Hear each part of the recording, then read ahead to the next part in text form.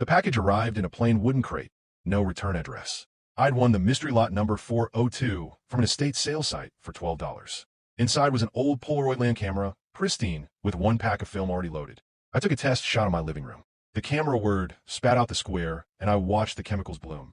But when the image cleared, my living room was empty, except for a tall, black mahogany wardrobe standing against the far wall. I looked up from the photo. My wall was bare. There was no wardrobe. I laughed, thinking it was a ghost film prank, pre-exposed paper. I took another photo, this time on my front door. The photo developed. In the picture, the door was wide open. A pair of muddy boots sat on the welcome mat. I looked at my actual door. It was shut tight.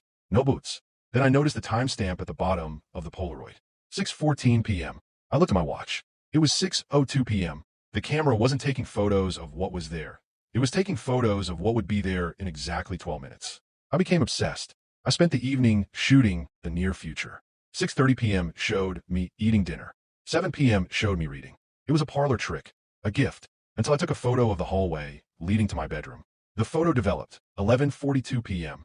In the picture, the hallway carpet was soaked red.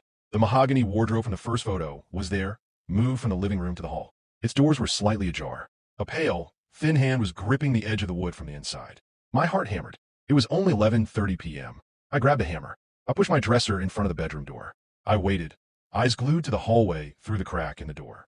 11:40 p.m. Silence. 11:41 p.m. Nothing.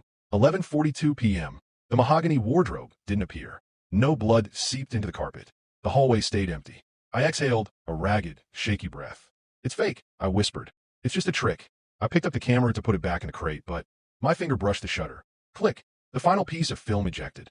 I didn't want to look, but I couldn't stop myself. The timestamp. 11:43 p.m. The photo showed the inside of a dark wooden box. It was a view from behind a set of slats. In the foreground of the photo was the back of my own head, seen from behind as I stood in my bedroom. And at the very bottom of the photo, visible in the sliver of light entering the wardrobe, were my own hands, holding the Polaroid camera. I felt the air grow cold. The smell of old mahogany filled the room. I didn't turn around.